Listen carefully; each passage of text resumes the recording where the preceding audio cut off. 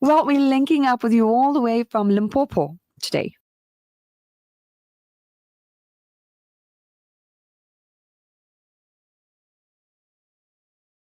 See you, but I think it was taking a bit long. But good enough, we have you here. How have you been? Oh, good. Okay. And how's the weather in Limpopo? We have some floods in the rural areas, but otherwise it's nice. It's overcast and not raining.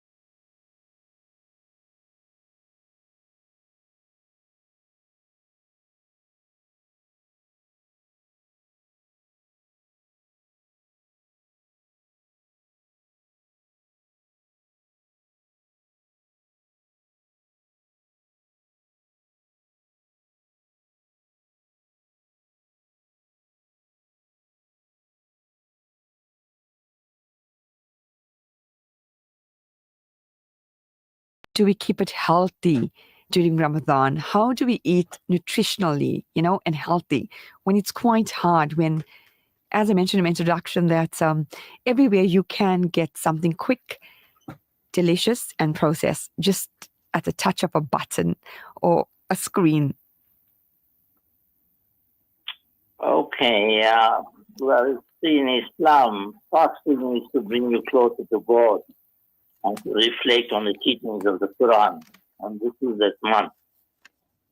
So we mustn't lose sight of the fact that this is a holy month.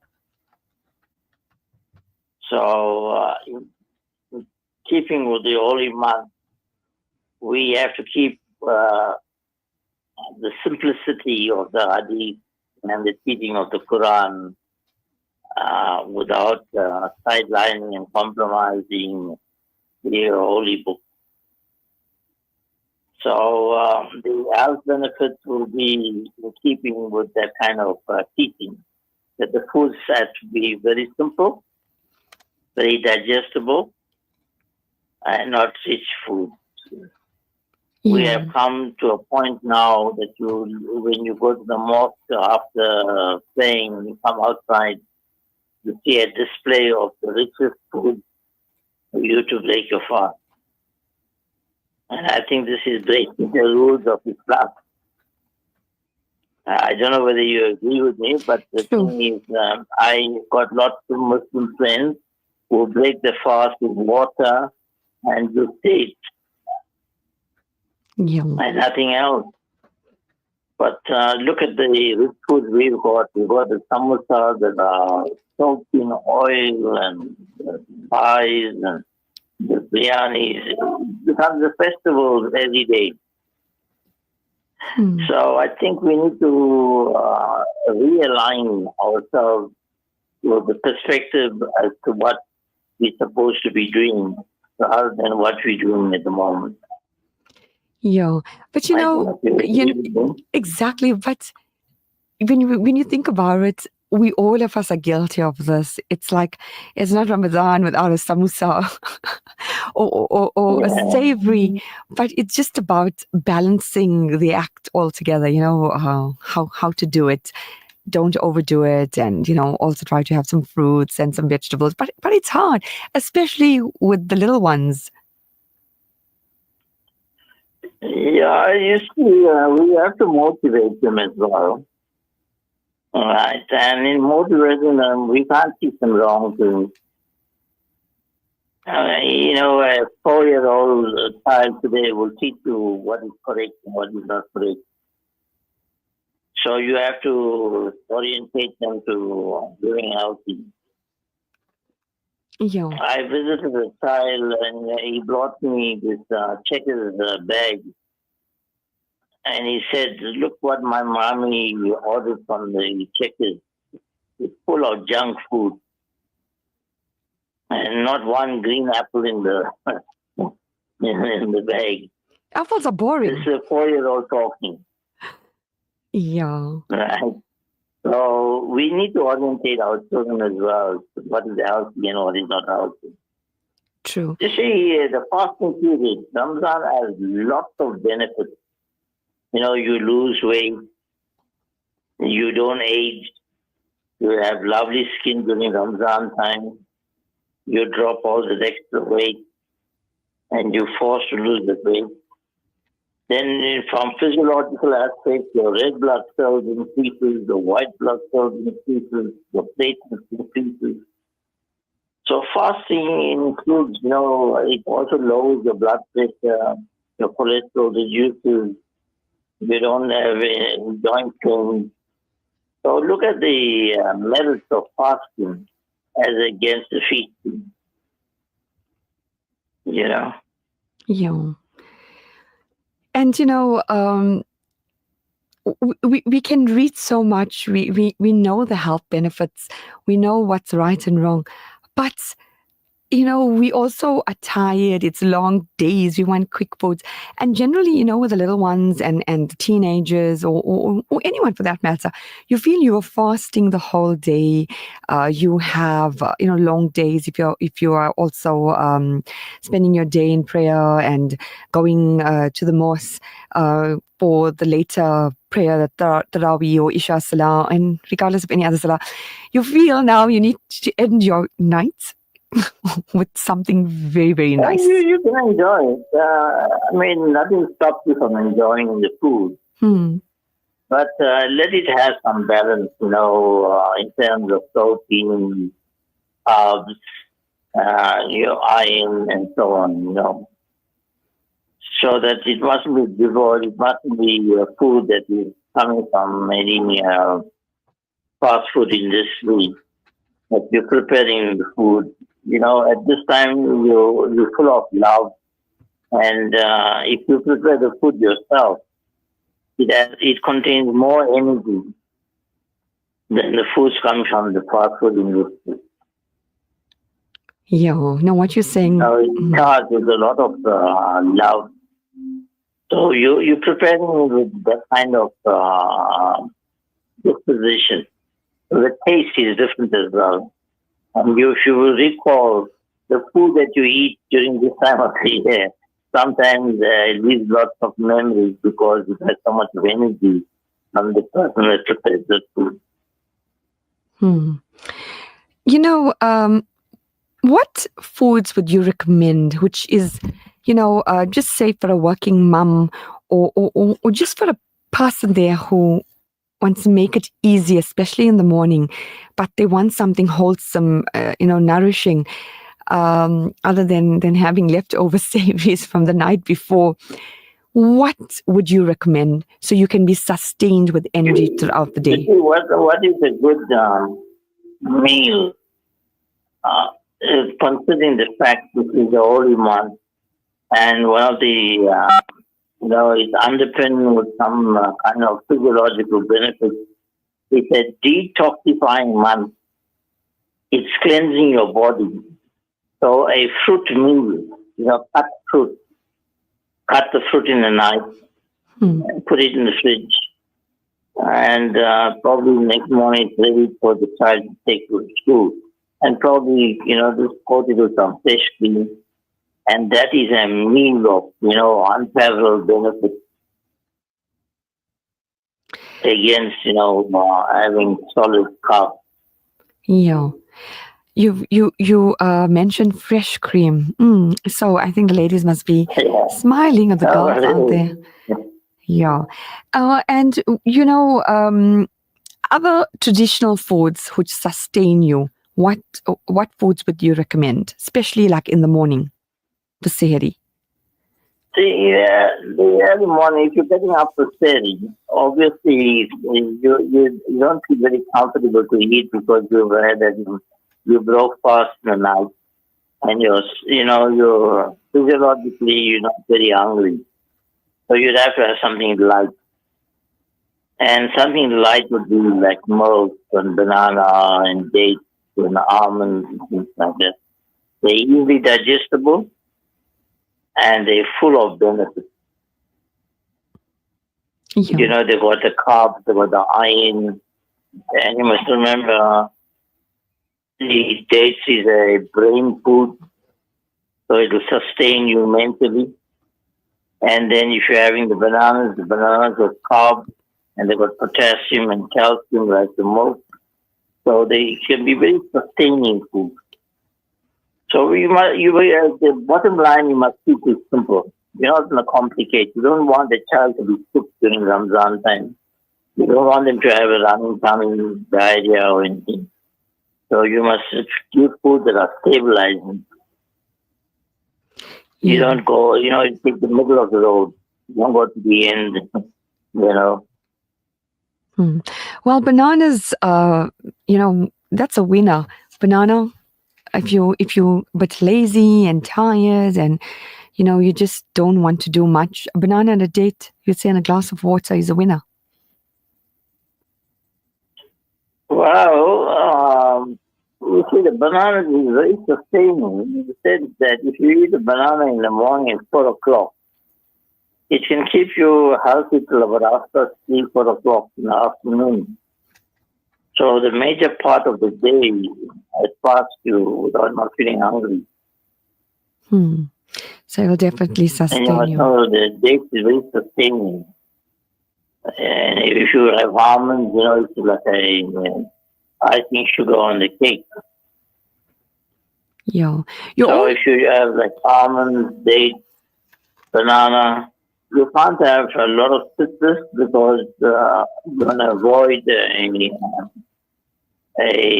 soft stomach. You don't want to go to the toilet often and spoil your day. So what? So almonds stay in your stomach for a while. Yeah. And banana does that for you. It takes longer time to digest.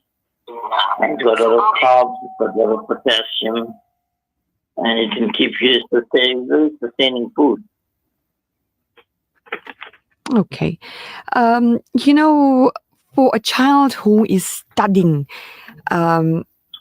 this can be draining because we know generally they are burning the midnight oil for most learners or students, and now you're fasting. So generally when you're studying, you want to nibble and you want to eat stuff. But now what should you eat? Nuts and fruits is the best diet for studying because from nuts, if you have mixed nuts, the cashews and macadamia and walnut. Walnut is a brain food. Almonds are brain food, right? So if you stay on nuts, raisins, and fruit, you're going to be a winner. Always. Those are like old-fashioned winners to sustain you and keep your energy. Maybe old-fashioned, but the point is, it's a sustaining meal. Yeah. You can't take away. You must know modernization has brought a lot of disease, a lot of illnesses. We see more cardiac failures, more high cholesterol content people. And in this respect, 50 years ago, if somebody died, it was like an isolated incident. Yeah. But now our graveyards are so busy and our crematoriums are so busy. There's more people dying because of our lifestyle. We've changed our lifestyle to keep with the modern style. During this time when we will be fasting, there are so many different variants of different flus going around. We're reading up stuff, social media, just the general news. Currently, people are having a lot of chest infections right now, yet it's so humid and hot. And the foot and mouth diseases that's taking place, which is just going all over, mainly in schools, which currently everyone is kind of worried about that. What's your advice on just those two things, You see, in terms of the children, if you're directing for the children or learners, then you must emphasize that this is considering it's a holy month. Yeah. We have research done, especially for Ramadan period, and the research is indicating, the enormous benefit of praying. So if children even take the beach to school and sometimes use the beach to play quietly, it improves the immune system. It improves the ability to fight illnesses without even eating, an atom of food. Yeah. So food is not only the kind of healing factor. Praying and meditation is also a very healing. And I think that is why the Prophet decreed this month as a holy month, so that we don't lose sight, from the fact that we can heal, we detoxify this month, we help the skin to heal, the bone to heal, the brain to heal. And there's so many benefits from the fasting. So if you starve, you won't die. It won't, even a pregnant woman during the fasting period is a healthy period for the baby. Yeah. It won't affect the baby at all because the baby is getting the nutrition from the mother. So it doesn't affect the mother, it doesn't affect the baby. And the research has indicated that during this month, even for pregnant mothers, they don't have to compromise the fasting. They can just fast and you can have a wholesome baby. And with generally with fasting, one tends to get very dry skin, and they just feel dehydrated. Hair tends to get brittle. They're not drinking enough water, and one will tend to defend that by saying, well, I'm exhausted. How can I drink so much of water just when I'm not fasting? But again, as you mentioned, there's foods which keep you hydrated. You see, why skin dries up during Ramadan time is on normal periods, people don't drink sufficient water, right? So this manifestation of dry skin during Ramadan time is an indication of your lifestyle pre-Ramadan.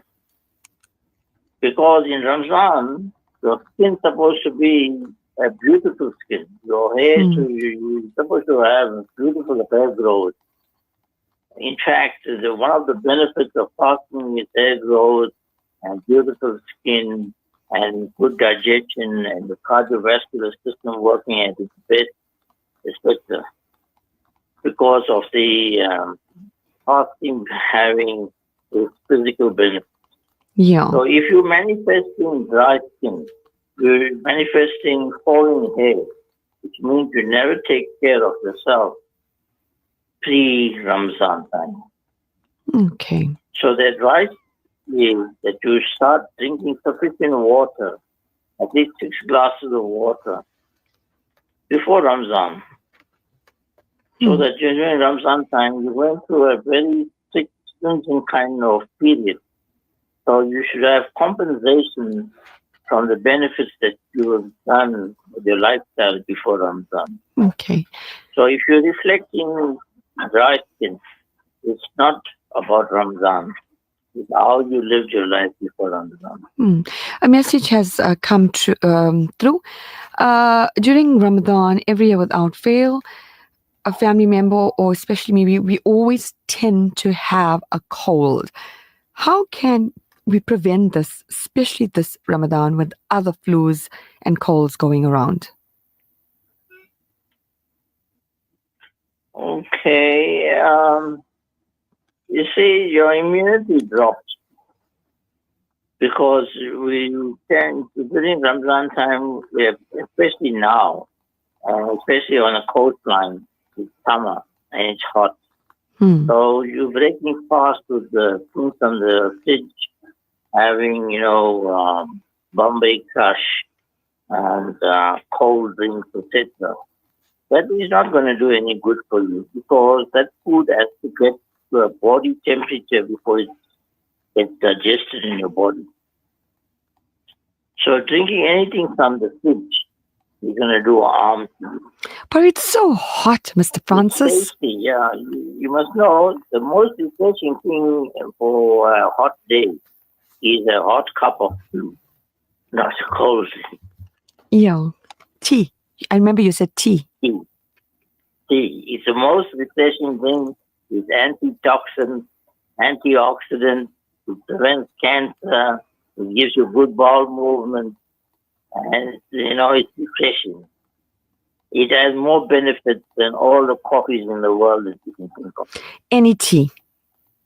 Any tea. Okay. Including green tea, Earl Grey, 5 Roses, and so on. Well, you make sense. Tea is very beneficial. Well, another message came through. My granny during Ramadan must have a cup of tea after iftar and after she has read her Maghrib. She says without tea, she's constipated and miserable. Well, there you go. You've got a living evidence of the tea benefits. What more do you want? The Nanima where she is now is because of the tea. Mm-hmm. And so have the cup of tea. It's very refreshing. You see, we gravitate by the foods of what the tongue dictates, which is totally wrong. We have to gravitate like the Nanima is having tea. We know the benefits of tea. Tea will keep your bowels moving. And that bowel movement, as you grow old, it gets stubborn. Now, tea is, it starts regenerating the bowels. It gives it power to move. It increases the peristaltic movement in the bowels. Another message has come through. My teenage son, who's now 18 years old, after Tarawih Salah in the night, comes home with an empty plastic cup of iced coffee or caramel ice, some coffee drink. I keep on telling him it's quite bad for you, even though he says, no, Mom, it tastes quite well. And then my child suffers to sleep and only tends to sleep when it's time to get up in the morning for Sehri. What advice I can give him to stop having that sugary caffeine drink during Ramadan, especially late in the night after 9 p.m.? Tell her to look at her son's face and see that his skin is not the best skin because of the coffee. Okay. Because the coffee doesn't give you a good skin. It gives you a rough skin, a pimply skin, and your skin, because it generates so much of heat. And if the pimple is not showing on its face, it's already reflected on the back of the shoulder. Okay. Another message, messages are just coming through on the phone. Another message has come through. Can you please ask the Ayurvedic doctor, during Ramadan, when I come home, I want to spew. I end up spewing, and sometimes I cannot complete my Salah. And yes, I'm not stressing about studying as I am now in grade 12, but I want to vomit. And sometimes I do not end up having iftar. I just drink water or I have some fruits. What is it that I want to vomit? Oh, right. It's slightly complicated, but the thing is, there's 2 exercises the person must do. He must touch his toes 20 times in the morning. He must get a Pilates ball. Yeah. And put the Pilates ball on the floor that he's going to make namaz. I put the Pilates ball there and let the ball, touch his stomach and go on a rocking motion. So what it will do is it will strengthen the muscles in the stomach, and it will help to digest things that he's eating. He's not digesting his food easily because he's having a complication in his bowel. But the Pilates exercise and the touching the toes exercise is like a gold exercise for the stomach to be regulated again. During Ramadan, especially if you are a learner at school, you are still doing most activities, especially extramurals. What advice would you have, especially when it comes to sports, whether it's soccer, whether it's cricket, or what, anything which you are outdoors? Not all learners go to an Islamic school which caters or accommodates the learners who are fasting. What advice do you have to those learners and parents, especially? You see, there is a very good passion for the teacher there, because if it is an exhausting day and temperatures are high, it can affect a child from, during fasting period.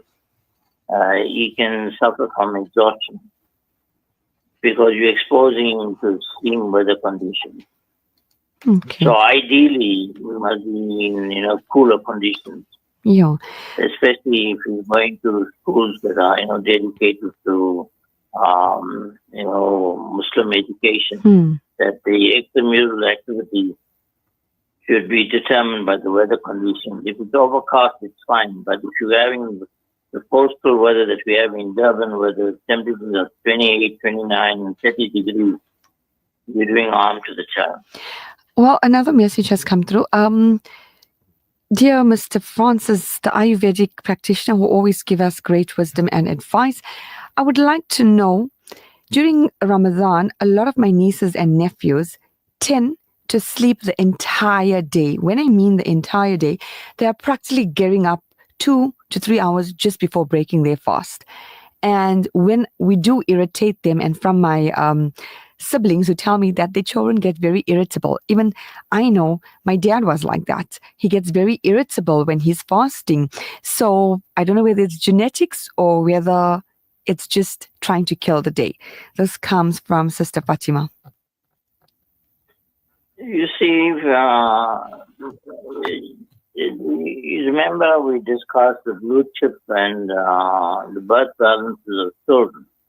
Now, if the child is a plump child, is generally a child that's a very accommodating child. But if the child is slender and slim and thin, he's a Vata Pitta child. Yeah. He'll have a temper, right, that you as a parent sometimes won't be able to control. So you need to know your child. If he is a child with a Pitta Vata, means heat and wind, you have to exercise more caution, getting him up. There are certain children that can get up very quickly, and that is the Kapha child. They are very accommodating, they're pleasant, they're loving, they don't get angry. They don't, huh? Well, another message comes from Sister Nadia Vada. Mr. Francis, I'd like to find out, gosh, I think a couple parents have started and individuals, and now the messages are just coming on. I would like to know, is jungle oats good for me when I am fasting? As I tend to continue my normal diet, what I have, I just have my breakfast in the morning with just an extra banana or a date added to my breakfast. Would you suggest that I continue having the jungle oats? You can have it jungle oats. There's a lot of, it's full of vitamins and minerals. You can add the banana to it and, milk. And it's a very substantial diet. In fact, it will keep her very sustained for the whole day, right after the fast. Yeah. Until near Maghrib time. Okay. As I mentioned earlier on, there's so many things going on with different flus. The different variants, different, from diarrhea to nausea to back pain to this. What natural remedy would you recommend a parent, a child, anyone to do? I know you mentioned something about turmeric and the benefits. Okay. Let's take one thing at a time. Let's take the diarrhea. The quick fix for the diarrhea is flat coke. Yeah, I'm writing a book and I've got 21 things that should be in the kitchen. Okay. And although white bread is not a bread that I recommend, but if you eat white bread and have coke, during diarrhea. You Yeah. arrest your diarrhea in 2 hours. Well, that's something new I learned now with you on this show. Flat Coke and A flat Coke. You okay. must flatten Coke. You may remember, Coke was invented for stomach problems, essentially. Okay. And it was dispensed by the pharmacist with a white coat, and he'll give you 2 tablespoons of Coke for your stomach problem. Whether you're constipated, whether you have a running tummy, or you have a painful tummy, or irritable bowel, etc., Coke will normalize it. If you are traveling from a distance in a car, the safest drink to have so that you don't be bothered with your stomach is Coke. Now, I'm really recommending Coke with my tongue, such that you must know that you can't overdo Coke, but it's a benefit for a journey, it's a benefit for your stomach. Yeah. And if you're low in sugar, if you're hypoglycemic, a tot of Coke will bring you back alive. Okay. Okay. For little ones who are fasting for the very first time, it can be overwhelming for parents, especially those who are going to, grade R, grade double R, grade 1, 2, 3, or even 4, 5. It's like it's overwhelming for the parents because, like, on a normal day, parents tend to fast. Why don't you eat your lunch? Did you eat your lunch? Did you drink enough water? And now they are fasting. What reassurance do you have for the parents, and probably what advice you have for them? You see, going to grade R and grade 0 is a place where a lot of infection also is invited, because children bring infection into the classroom. So it will be very normal to advise your child to wear a mask to go to school, because the child may be wholesome, but then one sneeze and one cough in the class can infect 12 people at a time. One sneeze and one cough. So, okay. Yeah. So that's why it's still nice to still wear your mask. So it is advisable to use a mask. And now with so many things going around, as that's mentioned. Little kids come with the infection because parents don't know when they are infected, when they're not infected. Sometimes they leave an infected child in the creches and into the graveyards and so on, not knowing the child is suffering from an infection. And this child comes as an agent. And little children are the best agent for infectious diseases. Okay. They can convey it to adults as well. Another message have come through. During Ramadan, I tend to feel very, very sleepy, even though I have eaten breakfast by having a nice avocado on toast, and sometimes maybe a banana with honey, almond and dates, and a hot cup of tea or Milo. I'm eating quite well, but why do I feel tired, especially the last few hours before I break my fast? This comes from Brother Mohammed. Well, the great chances are that he is iron deficient. And when you're iron deficient, you'll be tired easily. By 2, 3 o'clock, you want to sleep. If you're a worker or a teacher or something, you'll find that that's the time you want to go to bed. So you have to compensate your iron by eating things that are highly charged with iron. Lots of green vegetables. Lettuce is also considered as brain food. Okay. Lettuce. Yeah. Just my question.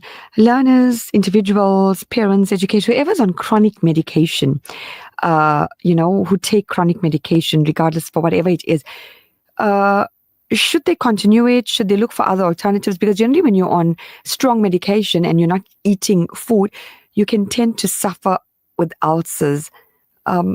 What would you recommend? I mean, to prevent it. I spoke to the Mulana at Mia's farm regarding that kind of aspect. And the Mulana told me that if a person is chronically ill, they're exonerated from a usual fast duty because they're compromising their own health. So they must be guarded. In fact, if you must understand if they are hypertensive patients and if they don't take the tablets on time, they can have a stroke. Okay. And having a stroke will, get them bedridden. And obviously, you don't want that happening to your life.